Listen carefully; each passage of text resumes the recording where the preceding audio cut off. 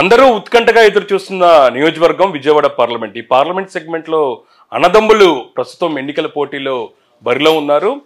మరో కొన్ని గంటల్లోనే ఎన్నికలకు సంబంధించిన పోలింగ్ జరగబోతుంది. ఈ నేపథ్యంలోని విజయవాడ పార్లమెంట్లోని ఎన్డీఏ కూటమి బలం ఏ విధంగా ఉంది?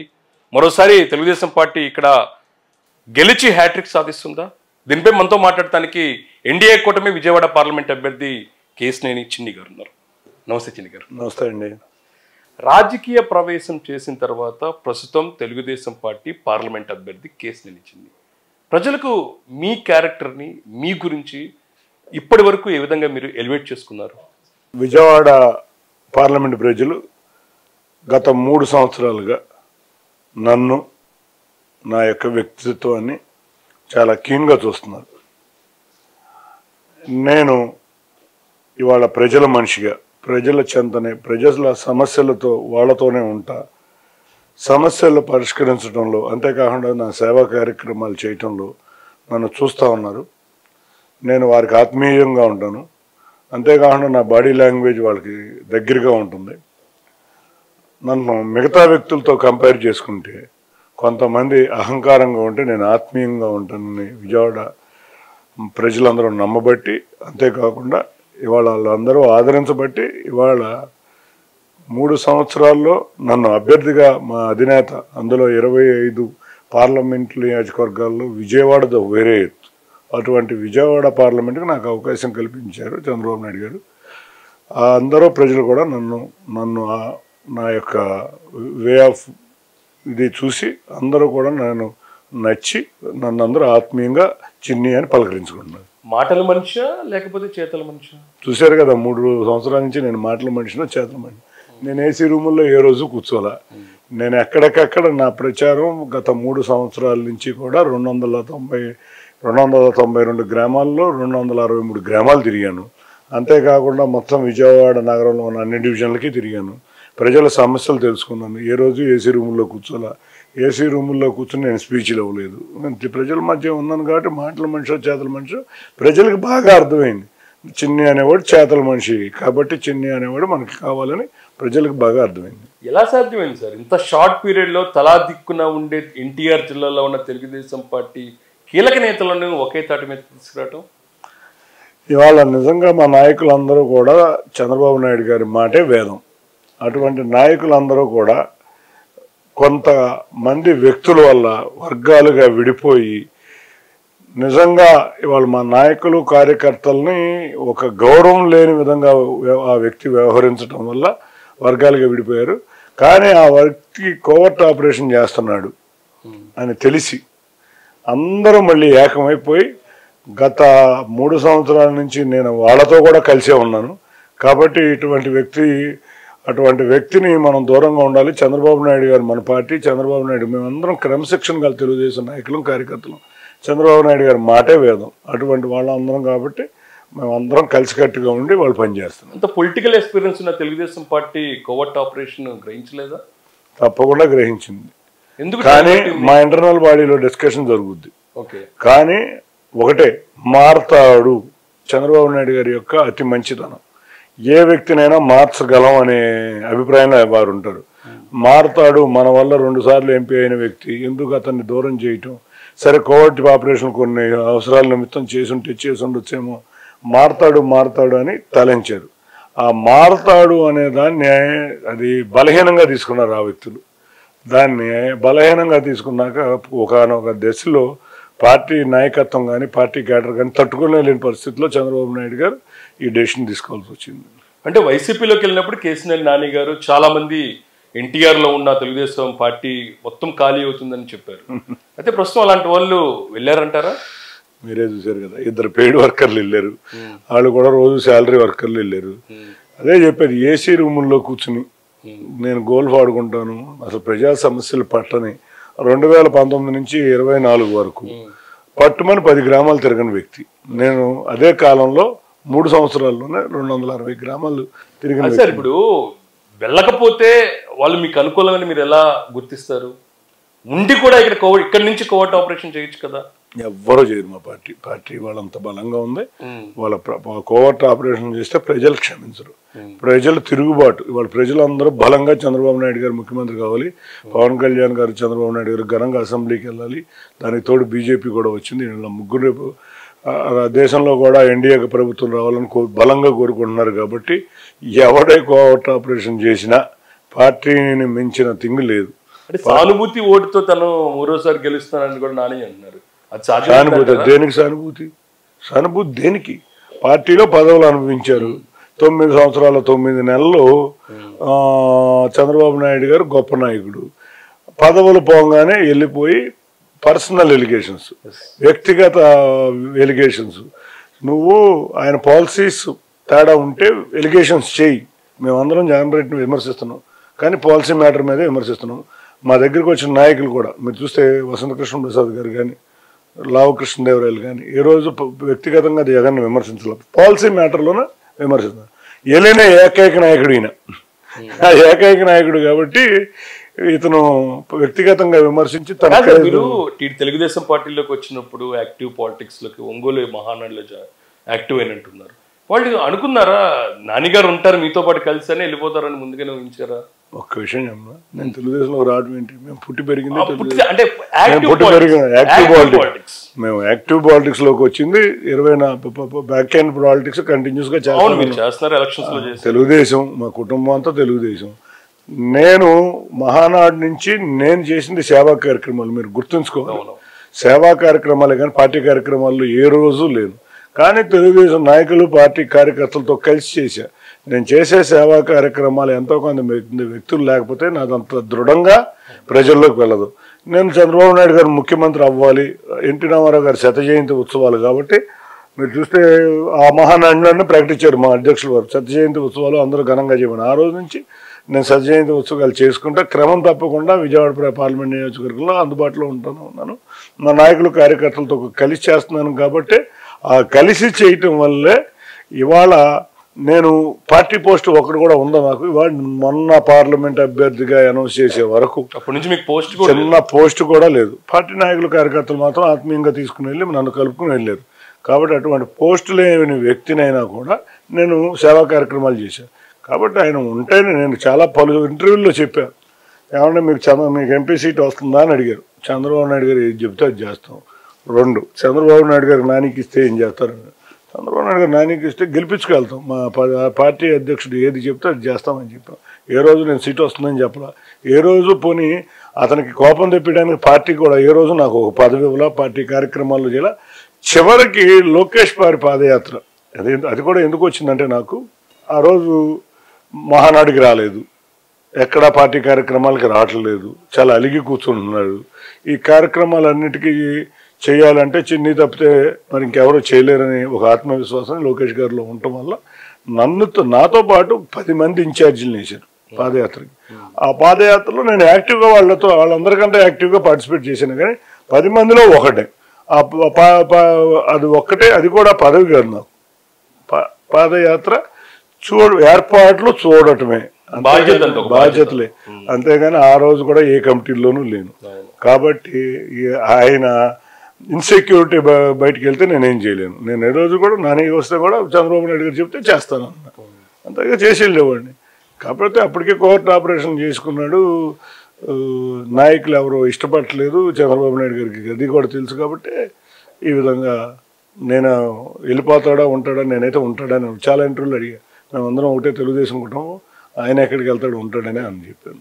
స్కామర్ అంటూ కూడా పెద్ద పెద్ద విమర్శలు కూడా కేసులు నాని గారు చేస్తున్నారు కదా. ఆయన ఎవరిని విమర్శించలేదు. చిరంజీవి గారిని విమర్శించాడు, తర్వాత కోనేరు సత్యనారాయణ రాగానే కోనేరు సత్యనారాయణ విమర్శించాడు, తర్వాత పీవీపీ రాగానే పీవీపీని స్కామర్ అన్నాడు. ఈయన ప్రతి ఒక్కరిని స్కామర్ అంటూ ఉంటాడు. ఈయన లేనిపోయిన ఆరోపణలు. మన పీవీపీ కోర్టు నోటీస్ పంపిస్తే ఈ మధ్య పీవీపీ కలవడం జరిగింది. కోర్టు నోటీస్ పంపించాను, లాస్ట్ టైం నన్ను స్కామర్ అన్నాడు. కోర్టు నోటీస్ పంపిస్తే లాస్ట్కి అడుసుమిల్లి జయప్రకాష్ గారితో రాజీ ప్రయత్నాలు చేసి నన్ను బతిమాలుకున్నాడు. కోర్టులో కేసు తీపిచ్చు అని బతిమాలుకుని నేను డిఫర్మేషన్ నోటీస్ ఇస్తే నన్ను బతిమాలుకున్నాడు. అది అతని చరిత్ర. ఎవరినైనా ఒక స్కామర్ అనే డైలాగ్ వాడి రకరకాల వ్యాఖ్యలు చేస్తాడు. ఒక్క కాగితం కూడా అప్పుడు నన్ను స్కామర్ అన్నాడు. దేంట్లో స్కామ్? ల్యాండ్ స్కామ్రా. పక్కన మరి మీరు అబ్జర్వ్ చేస్తే ఇటుపక్క స్థలం ఆక్యుపై చేయడానికి ట్రై చేశాడు, అటుపక్క ఉన్న హోటల్ స్థలం ఆక్యుపై చేయడానికి చూశాడు.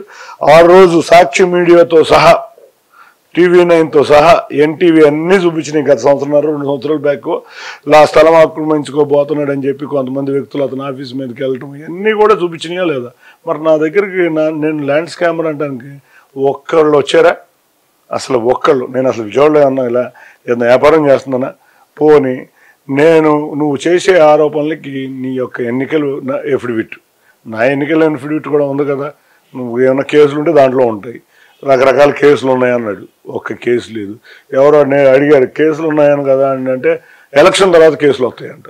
అంటే ఏం మాట్లాడుతున్నావు? నీకు బుర్ర ఉందా బుర్ర లేదా? మతికి భ్రమించి మాట్లాడుతున్నా. నేను ఒకటే అడుగుతా, నీకు పేరు మీద ఏం కేసులు ఉన్నాయో నేను ఇస్తా.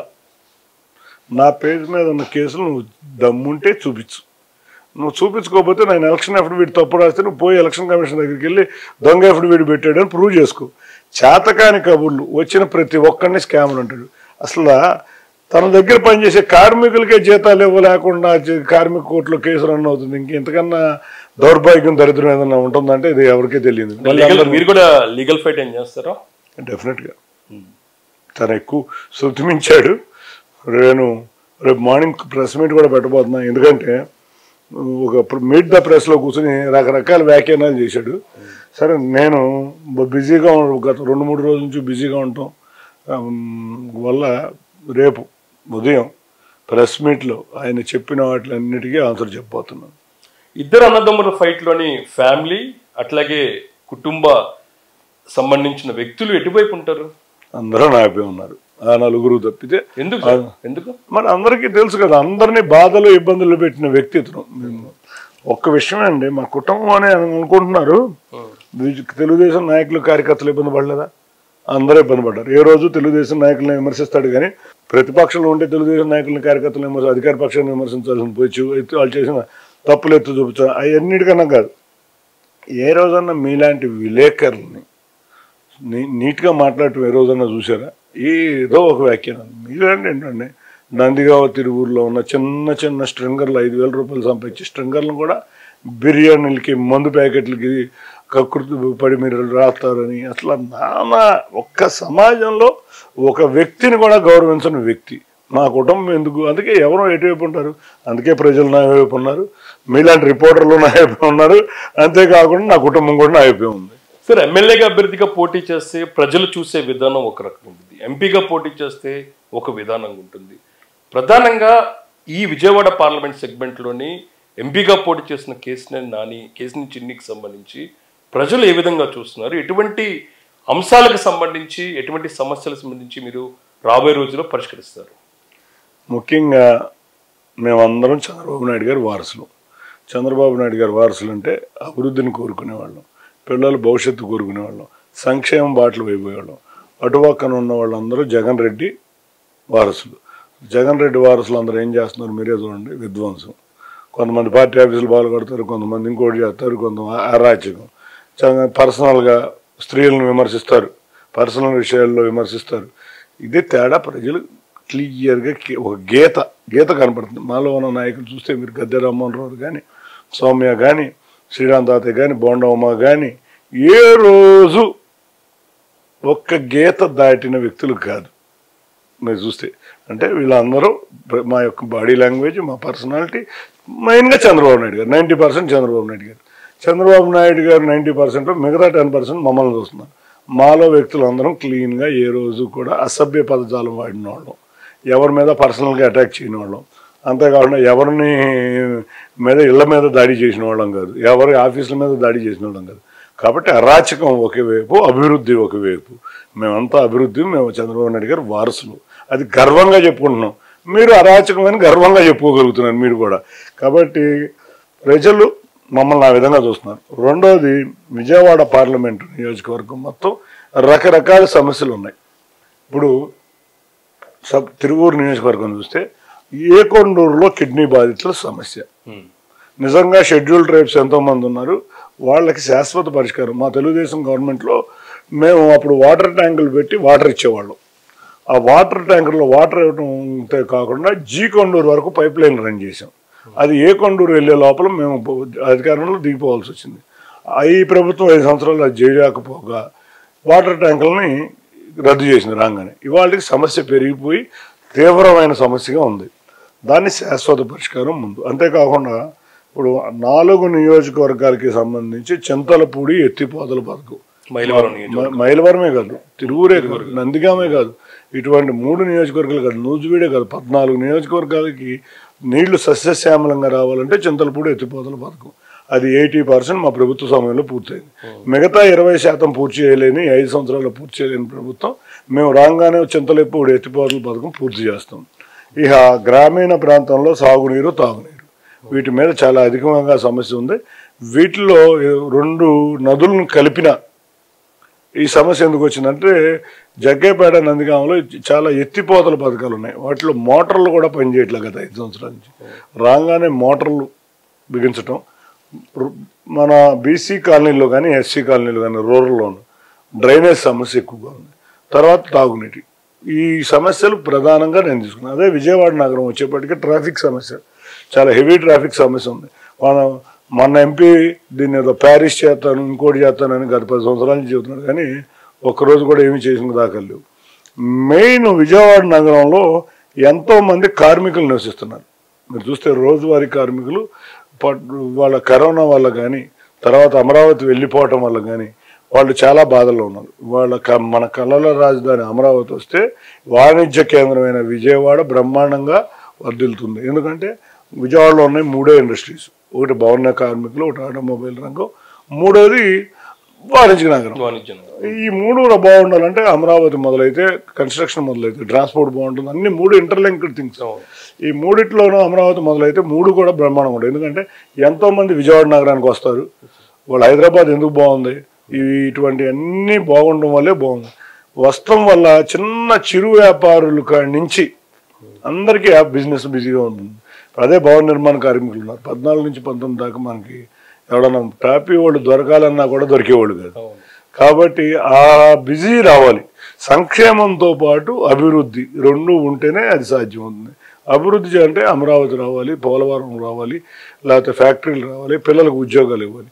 ఇట్లన్నిటికన్నా ముఖ్య సమస్య విజయవాడ నగరంలో ఈ రోజువారీ కార్మికుల యొక్క జీవన ప్రమాణాలు పెంచాలి. వాళ్ళు నిజంగా లేటెస్ట్ టెక్నాలజీస్ బోల్డెన్ వచ్చినాయి, కానీ పాత పద్ధతుల్లోనే ఆటోమొబైల్ రంగం కానీ ఇంకోటి కానీ ఉన్నాయి. ఫర్ ఎగ్జాంపుల్ వాళ్ళ 2 వీలర్లో లేకపోతే కారు పెయింటర్లో ఉన్నారు. వాళ్ళందరికీ పెయింట్ మళ్ళీ హ్యాండ్ పెయింట్ వేయటం, వాళ్ళ ఉపాధి కోల్పోతున్నారు. వాళ్ళకి అసోసియేషన్ స్ట్రాంగ్గా ఉంటే 2 హీట్ రూమ్ పెయింట్లు అరేంజ్ చేస్తే అసోసియేషన్ తరఫున షోరూములకు వెళ్ళే పద్ధతి తగ్గి వాళ్ళ దగ్గరికి మనుషులు వచ్చే పద్ధతి ఉండాలి. ఇటువంటి జీవన ప్రమాణాలు పెంచడమే ఎగ్జాంపుల్ మీకు చెప్పింది. నా ఒకే ముఖ్య ఉద్దేశం. నేను ఏదో చంద్రబాబు నాయుడు గారి మనసులో, చిన్ని గారి మనసులో చాలా విషయాలు ఉన్నా సరే ఎప్పుడు నాని గారిని తిట్టే అంశాలకు సంబంధించి మీ దగ్గర నుంచి ఎక్కువ లాగే ప్రయత్నం చేసింది మీడియా. ఈ అభివృద్ధి కార్యక్రమాలు, ఈ అంశాలకు సంబంధించి చాలా ప్రణాళికలు మీ దగ్గర కనబడుతూ ఉంది. మెయిన్గా వచ్చేసి ట్రాఫిక్ అంశం సంబంధించి, ట్రాఫిక్ అంశానికి సంబంధించి ఏమైనా కొత్త ప్రణాళికలు సిద్ధం చేసే అవకాశం ఉందంటారా? విజయవాడ మెయిన్ అదే ఇబ్బంది పడుతుంది పరిస్థితి. మీరు ఒకటి చూడండి, ఔటర్ రింగ్ రోడ్డు ఓపెన్ అయితే సగం సమస్య పరిష్కారం ఉంది. ఎప్పుడో మా ప్రభుత్వ సమయంలో ప్రారంభించాం. మళ్ళీ మేము అధికారంలో రాగానే మొదటి 6 నెలల్లోనే అది ప్రారంభించబోతున్నాం. అన్నిటికన్నా ముఖ్యంగా ఇప్పుడు విజయవాడ ఈస్ట్లో మెడికల్ కాలేజ్ నుంచి నిడమానూరు వరకు ఫ్లైఓవర్, దాన్ని ఇమీడియట్గా దాన్ని కేంద్ర ప్రభుత్వం దృష్టికి తీసుకెళ్ళి పరిష్కరిస్తాం. ఎందుకంటే రేపు రాబోయేది ఎన్డీఏ ప్రభుత్వం, మా ప్రభుత్వమే కాబట్టి తప్పకుండా అదే అవుతుంది. అన్నిటిగా ముఖ్యంగా ఇవాళ ప్యారలల్ రోడ్డు డెవలప్ అవ్వాలి. ప్యారలల్ రోడ్డు విజయవాడ వెస్ట్ నియోజకవర్గంలో మిల్క్ ఫ్యాక్టరీ దగ్గర నుంచి ఆల్రెడీ ఒక రోడ్డు ఉంది, కానీ రోడ్డు సరిగ్గా లేక గుంతలైపోయి ఆ road Vijayawada centre to east connecting road కనుక ఉంటే విజయవాడ వెస్ట్లో కూడా ఉన్న ట్రాఫిక్ సమస్య తీరుద్ది. వీటితో పాటు విజయవాడలో కొండ ప్రాంతాల్లో ఎక్కువ మంది నివసిస్తున్నారు. వాళ్ళందరికీ సరైన రోడ్డు మార్గం లేకపోతే సరైన మెట్ల మార్గం చేయాలి. ఇవాళ ఎంతోమంది అసలు వాటికన్నా మా నాయకుడు ఒకటే చెబుతున్నారు, పైన కొండ ప్రాంతం నివసించే వాళ్ళకి శాశ్వతంగా టిట్కో ఇళ్ళు మనం కట్టాము, ఇంతవరకు మళ్ళీ వర్షం పడిద్ది, రాళ్ళు పడతాయి, మళ్ళీ ఇబ్బందులు పడతాం. కాబట్టి టిట్కో ఇళ్ళు మనం కట్టించి ఇద్దాం, ఇల్లు లేని వాళ్ళందరికీ ఇళ్ళు ఇద్దాం అనే వాగ్దానం మా మేనిఫెస్టోలో ఉంది. తప్పకుండా ఆల్రెడీ మేము చూస్తే జక్కంపూడి కాలనీలో తయారు చేసిన టిట్కో ఇళ్ళు గత 5 సంవత్సరాల నుంచి నిరుపయోగంగా ఉన్నాయి. కాబట్టి అవి ముందు ఆక్యుపెన్సీ ఇచ్చేస్తాం. గత రాగానే 3-4 నెలల్లో చిన్న వర్క్లు మిగిలి ఉన్నాయి. అది కూడా లాస్ట్ వర్క్స్ పెండింగ్ ఉన్నాయి. మేము ఆపిన కాంచి ఎక్కడైతే ఆపాం మళ్ళీ అక్కడే మొదలు పెట్టాల్సిన పరిస్థితి. అవి ఇచ్చినాక ఇక్కడ నగరంలో ఎవరైతే ఇండ్లకు ఉన్నవాళ్ళో ఆ నిర్వాసితులందరికీ కూడా ఇల్లు ఏర్పాటు చేసే పక్కన తప్పకుండా మేము చేస్తాం. ఎన్డీఏ కూటమితో తెలుగుదేశం పార్టీ పోటీ, ఈ అంశాలకు సంబంధించి కూటమికి సంబంధించి మైనార్టీలోని కొన్ని అపోహలు, దాంతోపాటు ఓట్ల బదలాయింపు లాంటి ఇబ్బందులు లేవంటారా? నిన్న మీరు ప్రధానమంత్రి గారి రోడ్ షో చూసుంటారు. మైనార్టీలు ఎంతమంది పాల్గొన్నారు? చక్కగా మైనార్టీలు పాల్గొన్నారు. మొన్న ఈ మధ్య 3 days బ్యాక్ నేను ఒక మసీదులో ఉన్నా. ఒక నేషనల్ ఛానల్ వాళ్ళు వచ్చారు. వాళ్ళు వచ్చి నాతో ఇంటర్వ్యూ అన్నారు. నేను అన్నా, సరే ఏంటి ముస్లిమ్స్ మీకు ఓడేస్తారా అన్నారు. ఒకసారి వాళ్ళనే అడగండి, అక్కడే ఉన్నారు, 100 మంది ఉన్నారు, అడగండి అన్నారు. వాళ్ళందరూ వైపు తిరిగి ఆవిడ అడిగింది ఒక క్వశ్చన్, ఏమంటే మీరు కమలాన్ని ఓడేస్తారా ఇక్కడ అన్నారు. వేస్తా ఉన్నారు. నిజంగా వేస్తారా అన్నాడు. వేస్తాం, చంద్రబాబు నాయుడు గారు ఏది చెప్తే అది చేస్తాం. చంద్రబాబు నాయుడు గారు కమలాన్ని కోటేమన్నా వేస్తాం, ఎందుకంటే మా పిల్లల భవిష్యత్తు ముఖ్యం. అంతేకాకుండా మాకు ఇవాళ 4% రిజర్వేషను, అది భారతీయ జనతా పార్టీ రాష్ట్రాల సమస్య.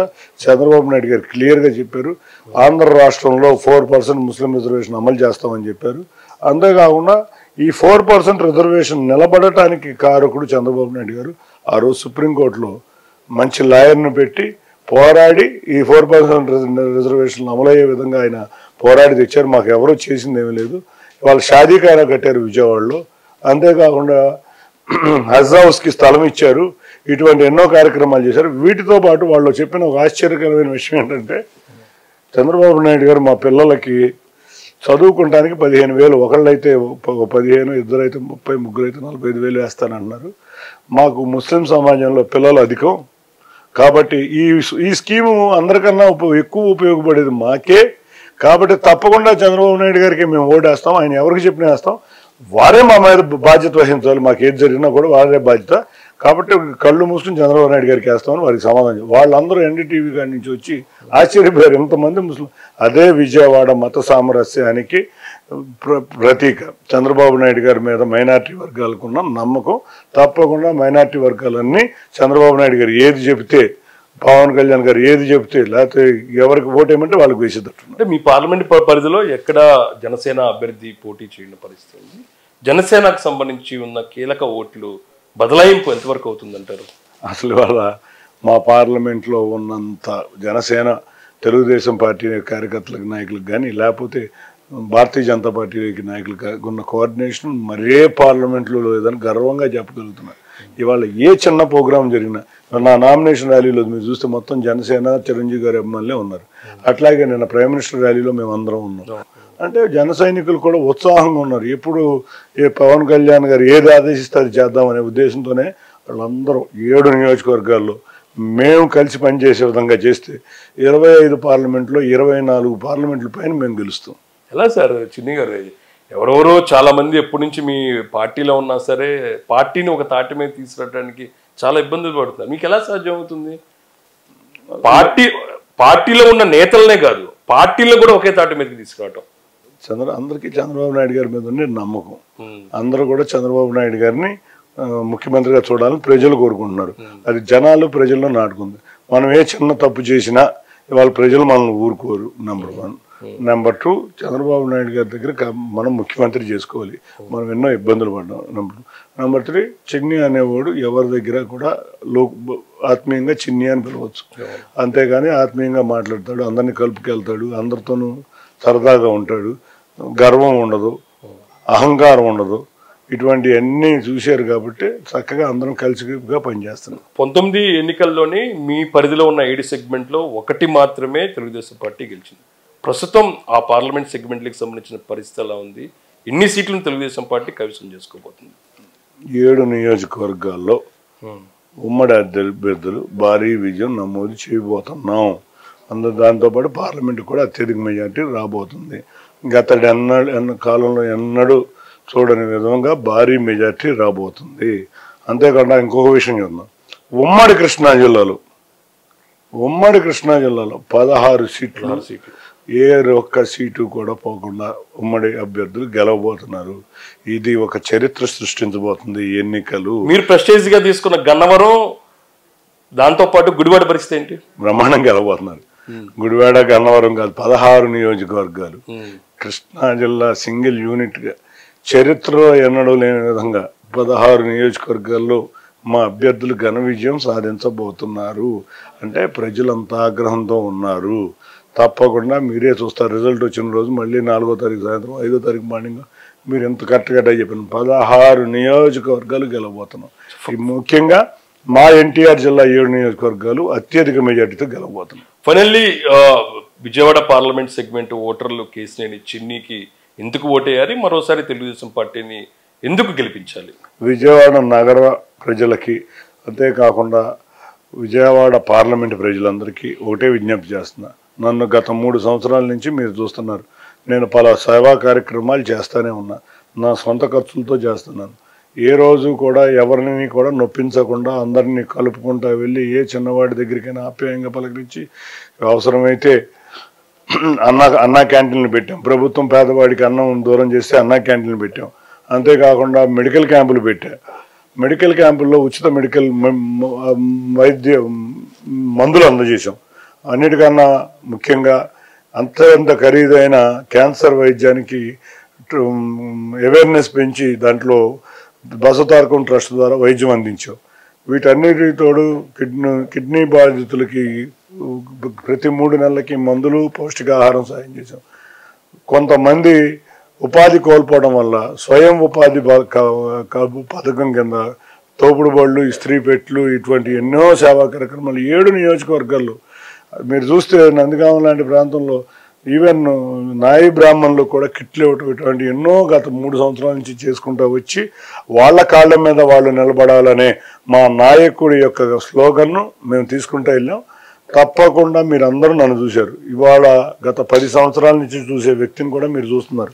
ఏ రోజు కూడా ప్రజల చెంతన లేకుండా తన బాడీ లాంగ్వేజ్ అహంకారానికి తోడు ఎవరిని గౌరవించకుండా ఎంతటి వ్యక్తులనైనా చేయకుండా ఏ రోజు ప్రజల చెంతన లేని వ్యక్తి. కాబట్టి మీరు మా ఇద్దరి తేడాన్ని చూడండి. అన్నిటికన్నా ముఖ్యంగా మేమందరం చంద్రబాబు నాయుడు గారి వారసులం. పవన్ కళ్యాణ్ గారు మాకు తోడున్నారు. మేము అంతేకాకుండా భారతీయ జనతా పార్టీ తోడుంది. రాష్ట్రం అభివృద్ధి చెందాలి, రాష్ట్రానికి సంక్షేమ ఫలాలు అందాలి, మన పిల్లల భవిష్యత్తు బాగుండాలి, మన పిల్లలందరూ మంచిగా ఉద్యోగాలు చేసుకోవాలి, మన కళల రాజధాని అమరావతి రావాలి, మనకు పోలవరం రావాలి, కేంద్ర ప్రభుత్వం నుంచి మనం రుణాలు కాదు మనకి ఎక్కువగా ఫండ్ రావాలి. అదంటే అప్పు చేయటం కాదు. అప్పు చేయటం కాకుండా రకరకాల కేంద్ర ప్రభుత్వ స్కీములు ఉన్నాయి. చంద్రబాబు నాయుడు గారికి ఒక్కడికే సాధ్యమైంది. మీరు చూస్తే 2014 నుంచి 19 వరకు మనం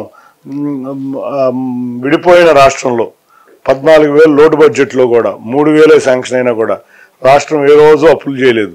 అయినా కూడా అప్పులు చేసిందనే మినిమం లెవెల్లో అప్పు చేసి బటన్ నొక్కాను అనే ప్రభుత్వం కాకుండా అభివృద్ధితో పాటు సంక్షేమం ఇవ్వగలిగే నాయకుడు నారా చంద్రబాబు నాయుడు గారి వారసులుగా నన్ను మీ విజయవాడ ప్రజలందరూ చిన్నిగా గుర్తించి నన్ను గెలిపించి అత్యధిక మెజార్టీ మీ సేవలో కలకాలం ఉండాలని ఆశీర్వదించాలని కోరుకుంటున్నాను. Thank you sir. Thank you so much. రాబోయే ఎన్నికల్లో ఖచ్చితంగా పార్లమెంట్లో ఉన్న 7 అసెంబ్లీ సెగ్మెంట్తో పాటు ఎంపీ సెగ్మెంట్ను కూడా అత్యధిక మెజారిటీతో తెలుగుదేశం పార్టీ గెలవబోతుంది అనేది మాత్రం కేసినేని చిన్ని గారు ధీమా వ్యక్తం చేస్తున్నారు.